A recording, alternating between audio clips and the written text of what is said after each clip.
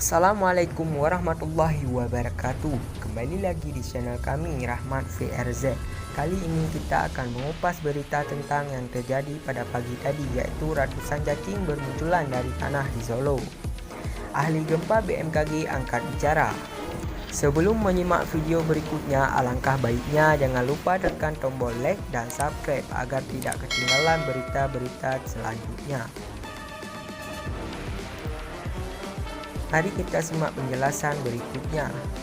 Ratusan cacing tanah ukuran besar muncul dari dalam tanah di daerah Pasar Gede, Solo, Sabtu tanggal 18 bulan 4 2020 sekitar pukul 5:30 WIB. Video soal cacing ini menyebar luas di publik. Seperti diberitakan Tugu Jogja, banyak yang bertanya-tanya mengapa cacing itu keluar dari tanah. Adakah penyebabnya? Isu-isu liar bermunculan seperti mengaitkan dengan akan datangnya gempa. Menanggapi soal cacing di Solo itu, ahli BMKG yaitu Dr. Daryono angkat bicara. Menurut dia, isu kemunculan cacing yang dikaitkan dengan akan terjadinya gempa bukan tak berdasar.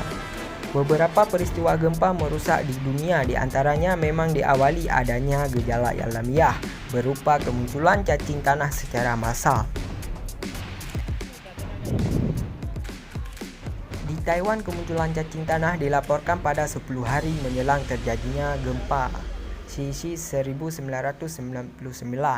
Kemudian pada peristiwa gempa Haisheng, China 1975, beberapa hari sebelumnya juga dilaporkan adanya kemunculan cacing tanah yang sangat banyak di permukaan tanah.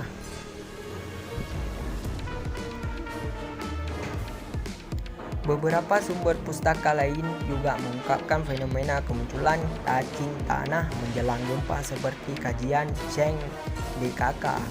Menurut dia, kemunculan cacing tanah di permukaan menjelang gempa terkait anomali gelombang elektromagnetik frekuensi rendah.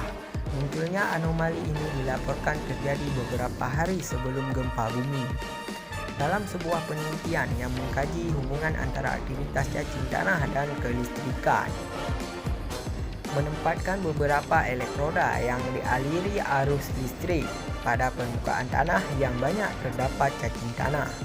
Sejumlah cacing ternyata merespon anomali kelistrikan ini dengan keluar dari dalam tanah secara hampir bersamaan.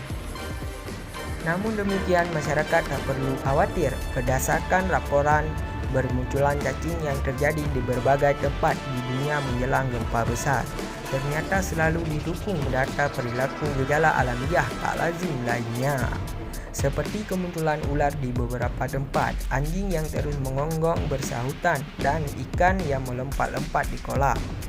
Selain perilaku aneh binatang menjelang gempa, para ilmuwan juga menandai adanya anomali prekursor gempa. Prekursor gempa adalah sebuah anomali kondisi lingkungan fisis yang menjadi petunjuk akan terjadinya gempa, urai dia. Prekursor dapat berubah anomali permukaan tanah, elevasi muka air tanah, dan emisi radon yang terjadi berbarengan. Radon merupakan unsur radioaktif. Gas radon dipercaya akan keluar ketika bantuan akan melepaskan stresnya, sehingga radon menjadi parameter penting dalam prekursor gempa bumi. Sehingga dalam hal ini, munculnya cacing di beberapa tempat di Solo, Jawa Tengah akhir-akhir ini tampaknya belum dapat dikatakan sebagai petunjuk akan terjadi gempa. Fenomena cacing di daerah tersebut berdiri sendiri, tidak didukung bukti-bukti alamiah lain beserta data anomali prekursornya. Karena itu, jika tidak ada data dukung penguat lainnya, maka munculnya cacing secara massal ke permukaan diduga diakibatkan perubahan kondisi cuaca, iklim, dan lingkungan yang mendadak, termasuk kemungkinan terpapar bahan kimia seperti desinfektan dan lainnya. Namun demikian, karena wilayah kita memang rawan gempa, sebaiknya kita selalu waspada, mengingat peristiwa gempa kuat dapat terjadi kapan saja, di mana saja, dan belum dapat diprediksi tutupnya. Sekian pembahasan dari kami, semoga tidak akan terlalu mengagetkan dan merinding apa-apa yang didengar. Alhamdulillah, Terima kasih. Assalamualaikum warahmatullahi wabarakatuh.